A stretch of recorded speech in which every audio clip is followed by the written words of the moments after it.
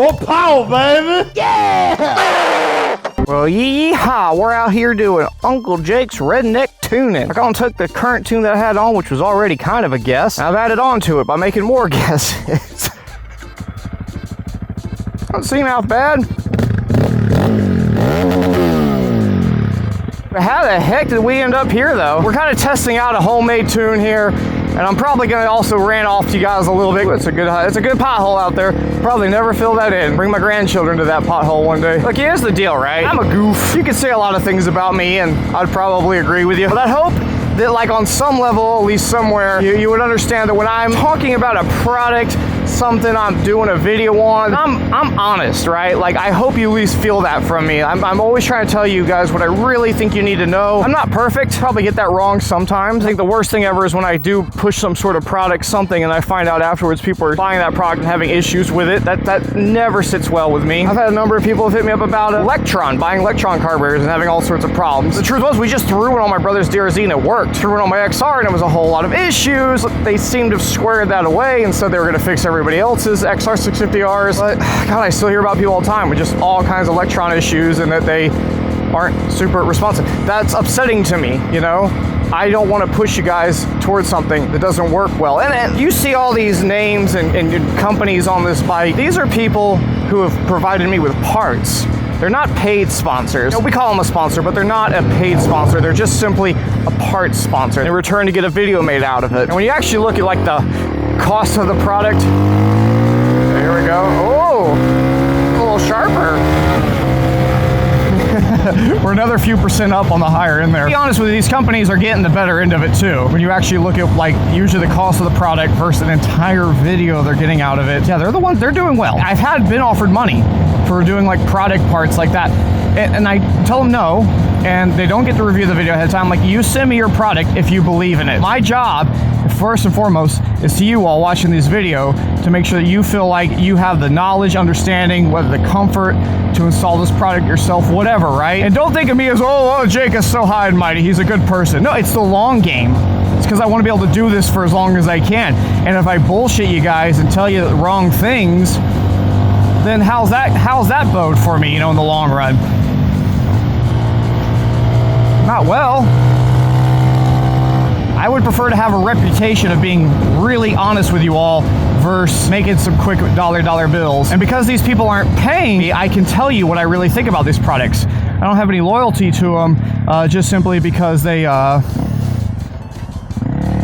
It's all right, buddy, I get it. It's a hard turn. I'm not even mad at that guy. I know that's a goofy turn right there. You can't see, you're on a hill on either side. But a paid sponsor, right, there's nothing wrong with that as long as we're all upfront about it. We know what it is from the beginning. Because honestly, these paid sponsors quite often are what makes this thing, you know, possible. It's why we can do what we do. Just like today's sponsor, NordVPN. That's right, NordVPN, where you get an exclusive deal on 2-year plans when you go to nordvpn.com/JakeTheGardenSnake. What is NordVPN? Well, it's a virtual private network, and Nord has the fastest, most popular out there. And it's so easy to use. Just one simple click, you'll be protected from malware, sites trying to collect data, man-in-the-middle attacks, phishing, password attacks, DDoS, and a whole bunch more. They've also got things like NordPass, which does a great job of doing password managing, something I am terrible at. I can never remember these passwords. And I can see if your sensitive data has been breached, it's getting out there to let you know. Your data is encrypted, and Nord will not track nor sell your data. They've got dedicated apps for all different types of platforms, 24-hour customer support, 30-day money-back guarantee, and one account will work on 6 devices. If you come from a country you need to be a little more careful about what you say and what you do, well, Nord's got double encryption to help keep you just a little bit safer. And I know personally, I love just changing my country sometimes, just to see the different stuff that pops up, whether it's news, browsing one of the streaming apps, you will get different results depending on where you're coming from. Big thanks to Nord for sponsoring this video. If you want to get one of those exclusive 2-year deals, be sure to go to nord.com/JakeTheGardenSnake. Check them out. Link, of course, is in the description.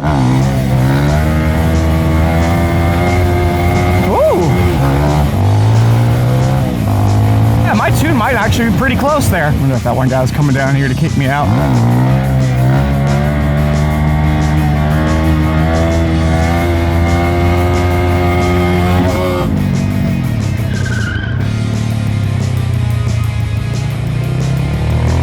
He might be kicking me out. Just playing around. If you want me to leave, I will.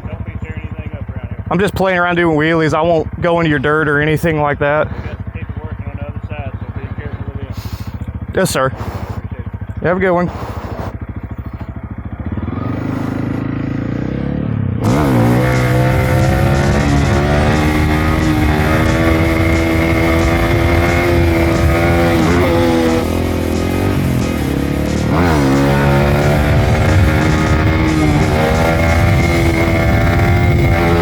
Good little spot here. Sorry, I got distracted. This is good fun right here.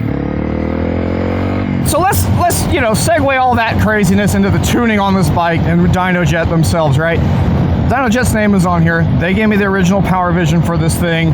We needed it because we had done a bunch of tunes and mods to this thing. The air to fuel ratio was all off. It's not just about getting the best out of your bang out of your buck. It's really for the longevity of your engine. You want to tune the thing. You want to get it running right. So we did that, and we put the power vision on. I put the factory tune that they had on for a stock bike.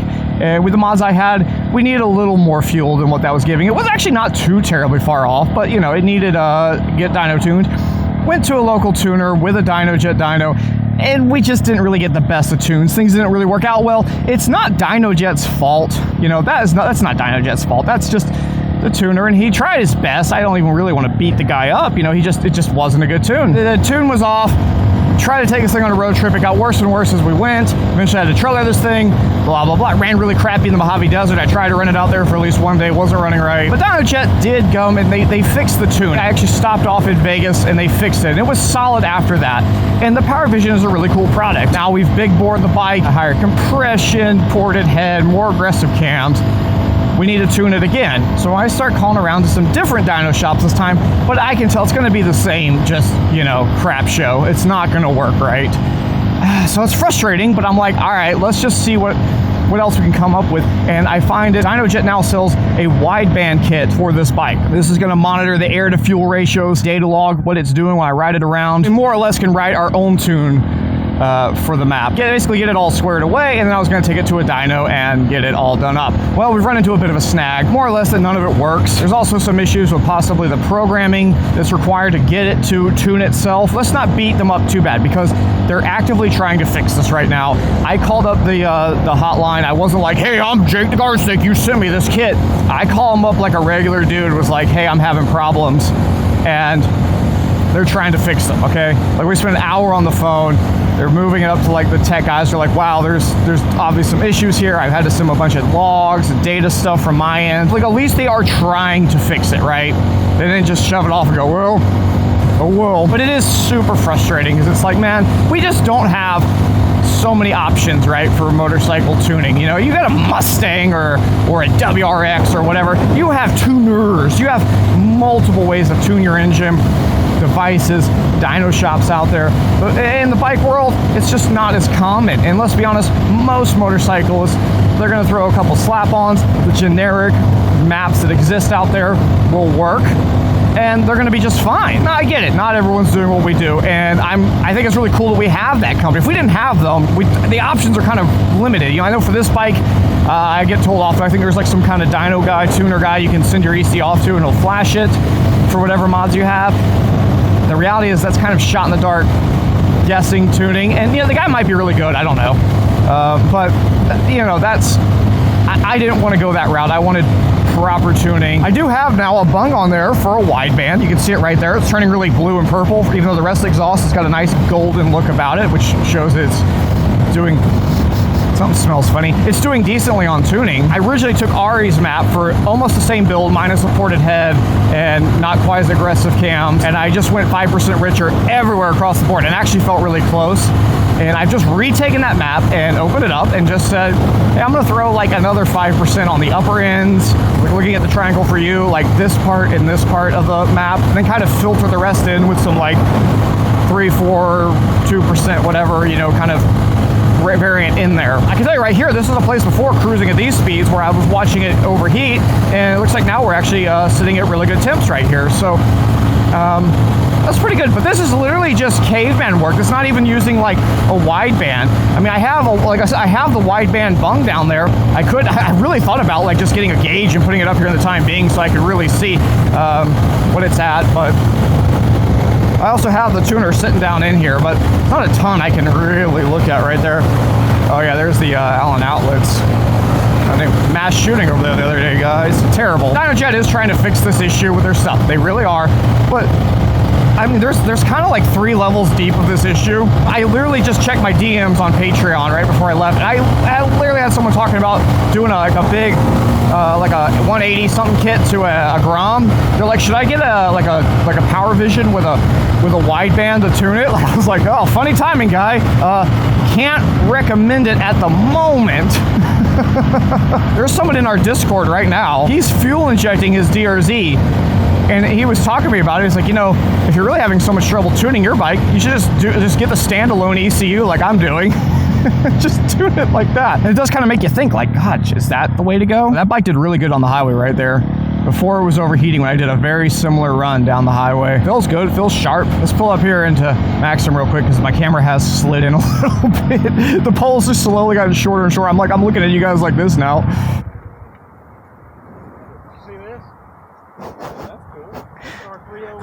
It is bored out to a 301 now, so I can call it that, and it's more of an XR. What is this thing? Look at this. Man, that thing looks good. Look at these fancy bikes up here. You see that sparkle on there?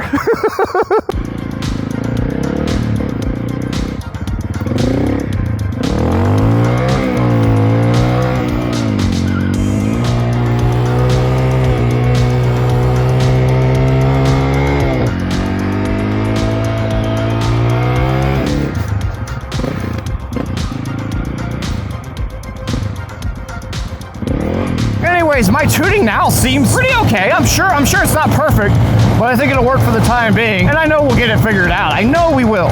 Like, it's just, I had to come up with something. I think I got it pretty good. I'm pretty happy with this. Even with a 6th gear, believe me, you're trying to find another gear sometimes with this bike. You're like, really? Come on.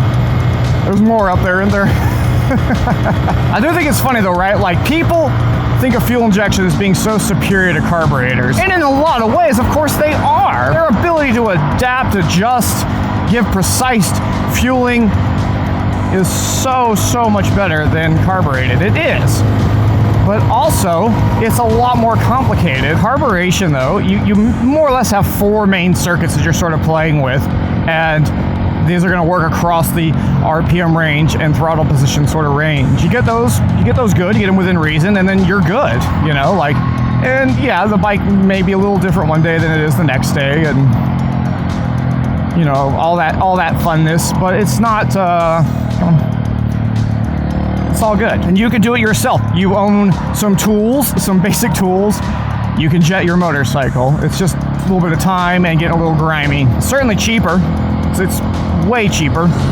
Woo! Roll some coal! I'll get the black lung. And everyone rushes to fuel injection. They make a big argument for having fuel injection, but it's not always perfect. And I can also tell you, having a carbureted bike with this 10%, sort of 15% ethanol that they have in the area around here, I've definitely had issues where some bikes sit for, doesn't seem to take super long, and they gum up. My XR would do that. It had that Electron carb, which they love to say doesn't gum up.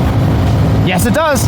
At least the power circuit would, because it's at the very top of the carburetor with a little bit of retaining fuel in there. If it has some ethanol, it'll absorb moisture, it would gum up, and when you go to pin it, the bike would go like it would act really rough. And this was sometimes after sitting for only about 2 weeks. What I actually started doing was getting ethanol-free gas from a gas station. I know where to get some from. I'd fill up my big 5-gallon jug and try to keep the bike topped off with that, and then it was fine. It could sit for months. So again, nothing is perfect, man. I don't know, what's my point here? My point is, I don't know, man. I'm just ranting, honestly. It's frustrating.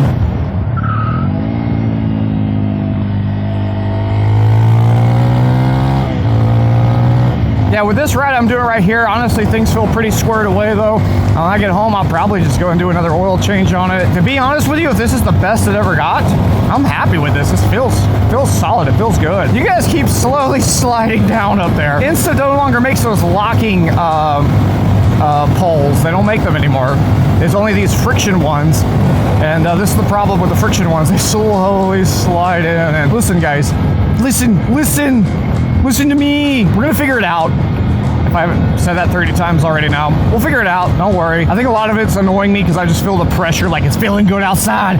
I need to get out there, I need to ride, I want to get out to the track, I want to do all the fun things. Don't want to be dealing with continuous tuning. Be sure to check out the Patreon and the Discord and those fun things. They're always a couple videos ahead. And if you are on the Patreon, you join the Patreon, just $1 a month. If you join it, link your Discord, because then you can talk with me in there. Talk with me in there. Yippee-ki-yay, we saw, you know, and we touch our shafts together. Otherwise, I will see you guys in the next video.